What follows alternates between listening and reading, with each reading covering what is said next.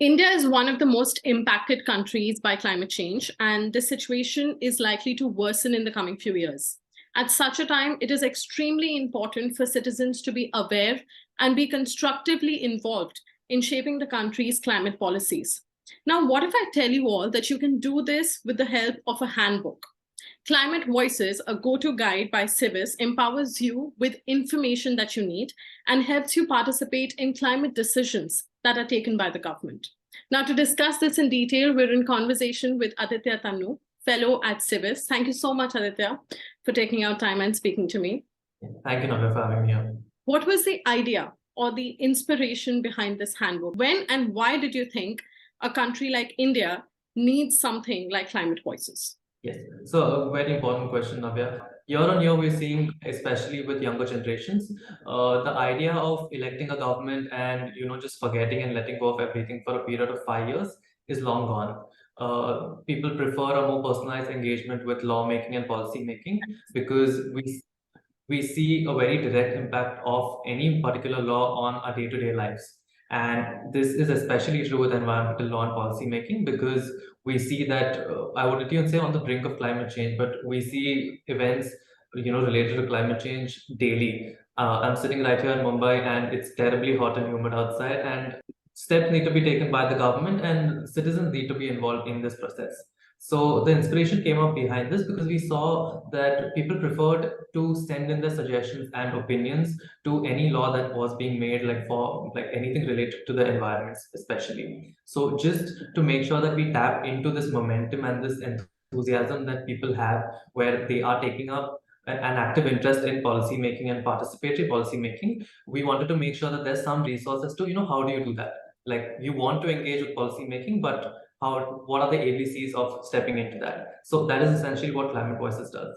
I think that's really important. And adding on to what you just said, a lot of people are aware of the crisis, but they're not aware of the process as to how and when they can raise concerns or share their feedbacks or participate. I think that's a brilliant job that you guys are doing. I also want to say at News with Navya, the idea has always been to empower people with information that matters and help them make informed decisions. As someone who is actively talking about community building to fight climate change, how much of a role does public consultations play here in voicing out concerns? And do you think we have enough opportunities for public consultations in a country like India?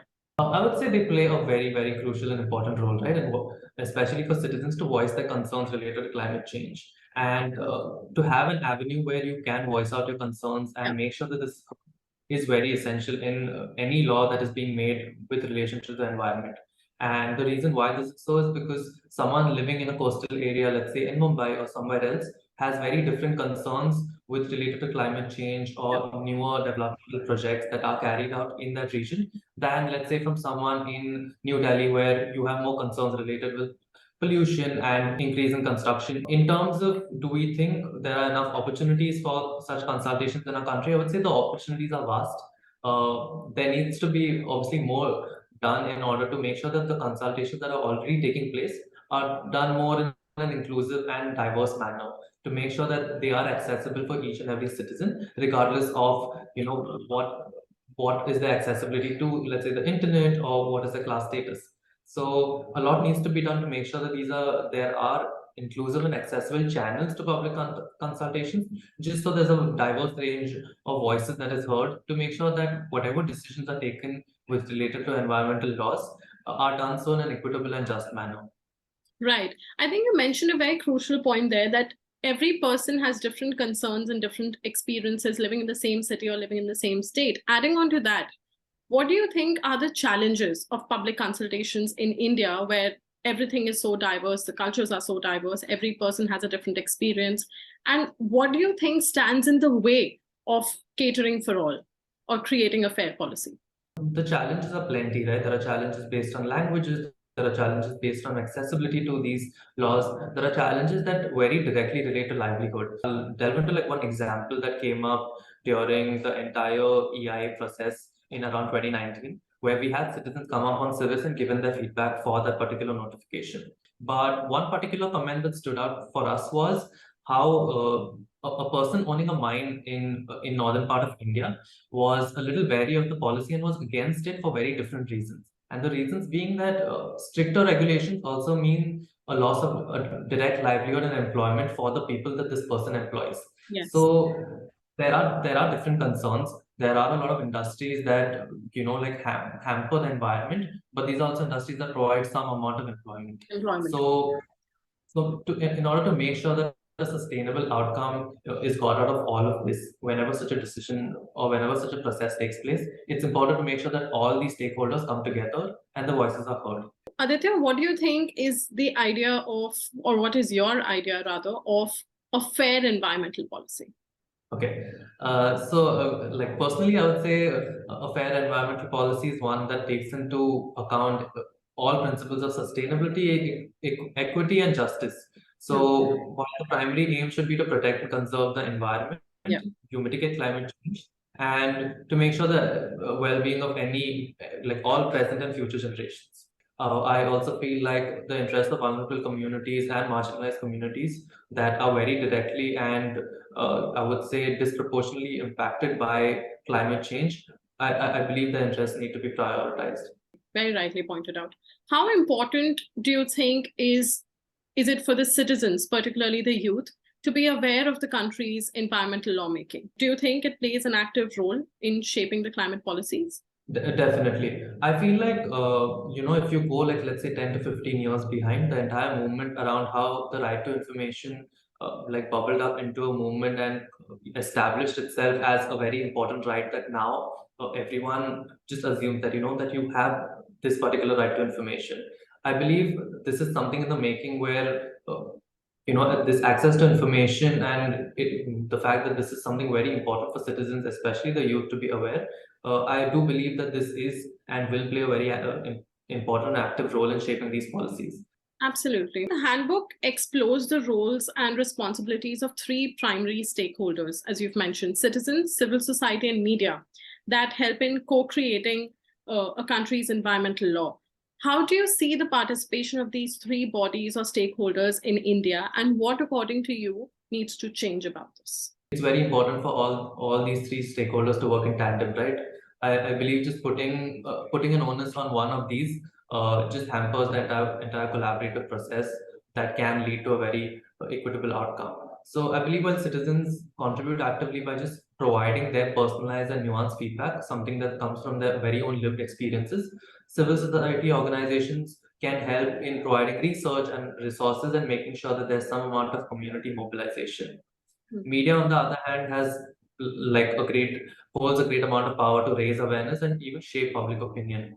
So just to make sure that you go one step ahead and you close the loop in the entire public consultation process where something like this is going on, and let's say a public consultation is out there, the whole process is going on. I believe a particular onus, let's say, lies on the media to make sure that what is the end outcome of this, let's say 2 to 3 months after the process is done.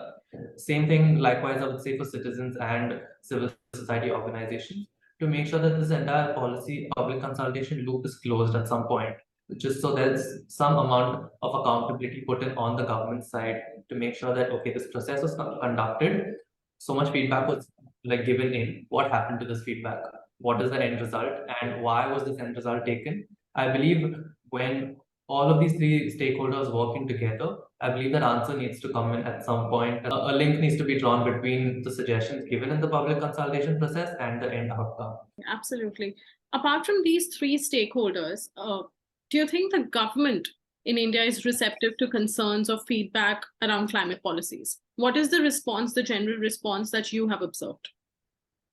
So the general response, I would say, varies depending on what type of public consulting, what type of environmental policy or law it is. I would stop myself from giving a very generic answer as to, or a very black and white answer as to it does or it does not. But there have been successful examples of public consultations in the environmental domain. For instance, something that comes to mind is a very recent ban on single-use plastics, right? Although it did take a long time and it has been a long-standing demand of various citizens and civil society organizations, it finally came through. Likewise, in case of genetically modified organisms, like if one remembers the case of BT brinjal, where a lot of biotech companies were pushing for this to be commercially launched, but a lot of protests were like brought in through community action, and there is a like a final halt on the production of BT Pringle, right? You have a lot of movements and a lot of around upcoming developmental projects where perhaps like the public consultation process doesn't take place very well. A lot of input is being given in, but the kind of end result that citizens especially like want and need is not taken in. So I would say it varies. I believe something that needs to be focused on is to creating a culture of openness and transparency, just so that there's some amount of dialogue that is fostered between the government and the public. This is something that can contribute to more responsive climate policies. Aditya, you mentioned something about single-use plastics being banned in India. It was a decision in the right direction, I would say. Came after a lot of public outrage. But we do see that these items are very much in circulation. Now, it's not that the government does not want to do anything about it. There are other aspects to it, like we do not have sustainable alternatives to single-use plastic, which is why we're not able to get them out of the system. What happens at such a time when so many people have fought for something like this? There's been a movement, the government has taken a decision, but we do not see the impact. What happens next? I would say just ensuring that there is there's a process of where a dialogue occurs very routinely between governments and its citizens can help devise outcomes. If you look at a lot of changes that are being brought in India's environmental laws and policies, like something that recently is like picking up is something called the extended producer's responsibility, right?